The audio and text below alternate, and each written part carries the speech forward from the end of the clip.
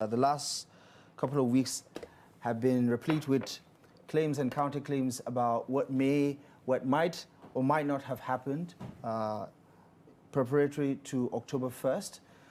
Reports have been going around that there was a planned military coup that was reportedly put out by the Defense Headquarters, but the explanation of the Defense Headquarters was that it had nothing to do with a coup.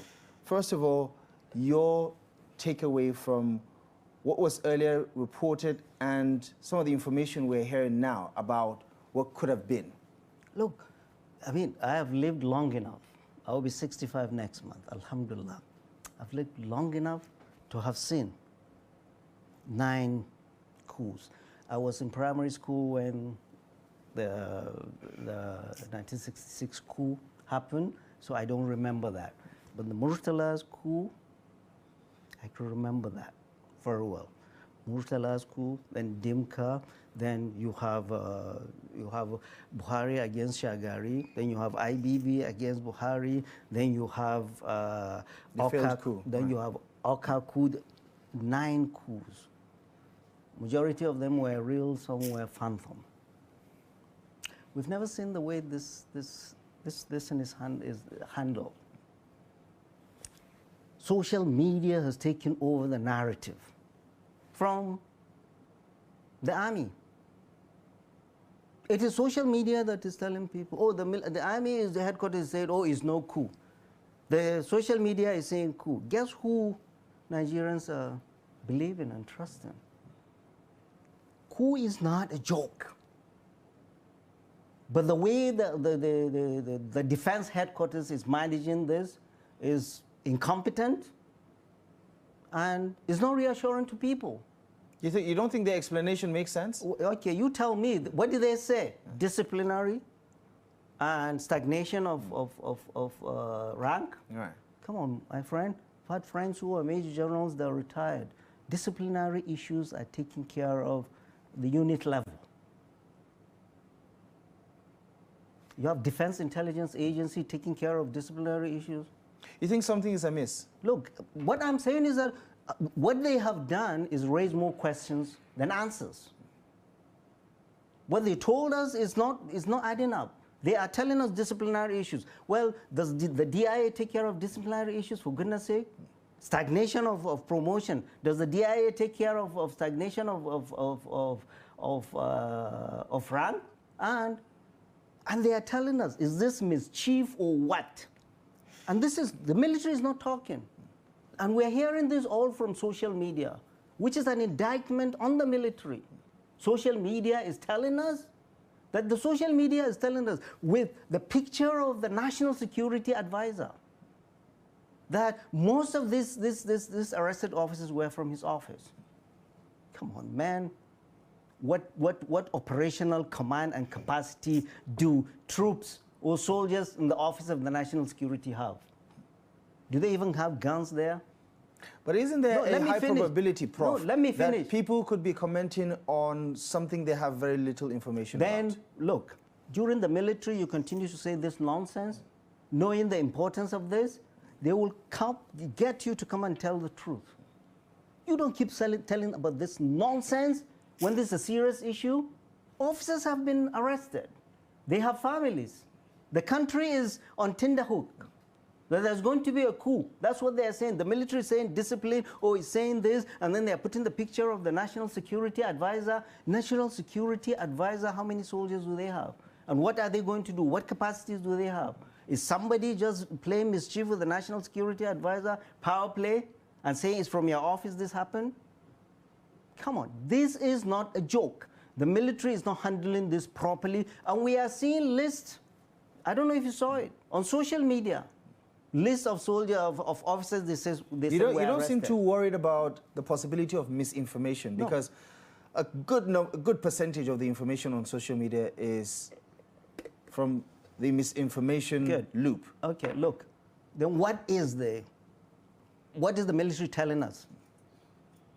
What is the military telling us? Oh, they said, oh, it is disciplinary issue. Oh, it is this. Oh, it is this. Oh, and then they keep quiet. We've seen how coups were managed. I mean, given that all past military coups against civilian administrations were somewhat successful, wouldn't you say that what we're being told right now, that on face value, Nigerians should take it, what the defense headquarters is saying, what the federal government is saying, to double down on this? No, federal government is saying nothing. The military is telling us that, oh, don't worry, Nigerians, just go ahead. These officers are for disciplinary issues. So we should go to bed. But in the past, the leadership of the military have also re-echoed and restated their support for Nigeria's democracy. Yeah, that is the politics. That is what you should be miming. What I'm saying is that, does that reassure Nigerians? I'm saying this is not mature, this is immature, this is not reassuring to Nigerians, and neither is it doing well to the families of these officers. They have families. They are there sitting. If it is disciplinary or something, they are painting them with coup. They are saying, a former governor, the son of this, the son of, for goodness sake, if you have a family member, is that the way you want to hear the news? What would it take to convince you, Prof, that there was no coup plan? No, the military should come and talk to us. I mean, they would say they have said enough. They haven't said enough. We are not, and the government. What has the government said? This is a government, they say they are going to do coup against you. The government, come talk to Nigerians. We voted you in. This democracy is our democracy. It's not the militaries. Let me finish. It's not the militaries or Bola Ahmed Tinubu. Come reassure Nigerians. What's happening? What's happening? The way they are managing the information, it is not reassuring. And if it is not cool, they are not doing justice to these officers.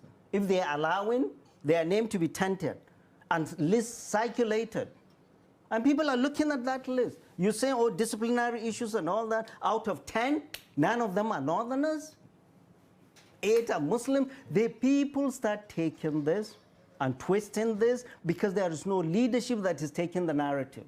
It is social media that's taking the narrative of the story. This is serious. This is not a joke. Our democracy has been hard fought. Many have died. And we've always said that the risk to our democracy is not the military, but the irresponsibility of our leadership that have refused to do for their people what they are supposed to do. Do you worry that this could be inevitable? What? A military coup? No, given what's been happening across the globe. Look, what we are saying, who will defend our democracy? It is us. How do we do that? By making those our leaders to do what is right. The military doesn't jump just from the sky in an abstract. Our democracy, we fought for it 26 years. People have died. Many people have died. So if anybody thinks he can come and do this, or the military is being blasé about this, the military, you need to come and reassure the nation what is happening. What is happening? The government, on whose behalf the military is doing all of this, should come and Mr. President, come and talk to us. So it's not enough. It's not enough that the Minister of Information has over and over again. No, it's not enough. He doesn't know anything. He probably reads from social media. This is not a joke. You don't value anything that comes from the government. No. Look, there is no trust. Go to the market. I don't know if you go to the market or you send your driver, a big man. Go to the market and see. About the only institution people have trust in is the military. They don't have trust in these politicians or anybody else because they have seen what these politicians have taken them to. The military, they've put their lives for us to sit down and talk and even criticize them. Will this happen in the military? Come and talk to Nigerians and make your politicians to address the nation. You are not doing well in that, and the government cannot go and hide and be quiet. We need to see a responsible leadership. We need to see the president reassuring the nation what's happening. What's happening? And it's not for you and I to say it's inevitable. All we are saying is that the best government in this world is democracy. And that's what people voted for the last 26 years. And we will defend that. Isn't this one of those cases where it's better to let sleeping dogs lie? That the less maybe Nigerians know about what may or may not be the truth behind some of these speculations, the better. No, what do you mean? What do you mean? You don't need to heighten the tension of No, the country. Is this the first time we've had coups? It's not the first time. Come and talk to us what is happening. This is our country. These officers are our soldiers, including the CDS, they are ours. These officers that are arrested have children, have wives, have fathers, have mothers. This is our country, this is not a foreign country. The leadership of this country needs to address this nation and reassure us what's happening. What's happening? And this should be a wake-up call, whether this is real or phantom, for our leaders to do the right thing. For our leaders to do the right thing. We've just been showing this. Hunger in a land of plenty. Children are not going to school. Insecurity all over the place. The pulse of the nation is foul. Go to the streets and find out. The leadership of this country needs to do better, and the president needs to come and address the nation and reassure us. And the military needs to do better at handling this. Right. We don't want to hear this from social media. Right. The military says there's going to be, I mean, it has its own internal processes of dealing with these issues. There will be a court-martial, and of course, they would handle it the only way they know how. Do you consider those explanations? I mean, clearly you think they should be saying more, but in terms of what you want to hear that may or may not reassure people that share your concern or frustration, what do you think the government, the president today, if you're calling for him to do a State of the Nation address, what do you expect to hear from the president? Right, the president addressed us on what's the emergency rule in Rivers. It's more important, Mr. President. This is more important, Mr. President. They said they were going to kill you and whoever the national on October 1st. That is what we heard from social media, and that's what people hear. Not the military. The military is countering nothing. Like the military is allowing this flame to go. Oh, we've said it is disciplinary. We didn't say it's coup. The military never mentioned the word coup. All this is trickling from social media. Don't we have political leaders? The military are not our leaders. We didn't vote for any general. We voted for our political leaders. Where are they? Where are they hiding? Where are the ministers? But Prof, don't you think the president and his team know a lot more about the situation? Then they should talk to us.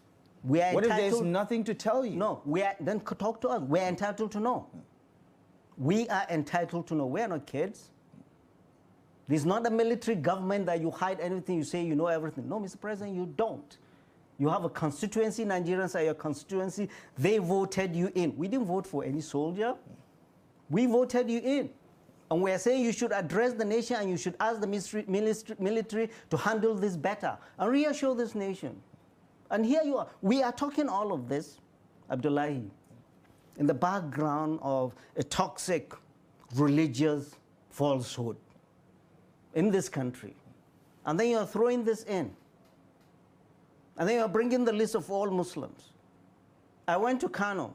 The youth are telling me, what are we doing? What are we doing? I was asking, an obedient was asking me, oh, that former governor, I'm sure is Peter Obi. They don't want him on. These speculations continue if we don't have leadership to come and talk to Nigerians. And they will continue. It's very, very important. Don't think you know better than us. You don't. Okay. As you did say, it begs for a lot of answers, but the more you talk about situations like this, you feel there are so many unanswered questions. For want of time, Prof, we're going to have to end the conversation here. Thank you so much for joining us on Daily Politics. Appreciate you for stopping by as always. Thank you very much for having me. Thank you so much for your time. Right, that wraps things up for tonight's edition of the program. Thank you most kindly for your time and company. Daily Politics returns tomorrow, live and exclusive on Trust TV. Until next time, I'm Abdullahi Ahmed. Thank you for watching. We'll see you soon.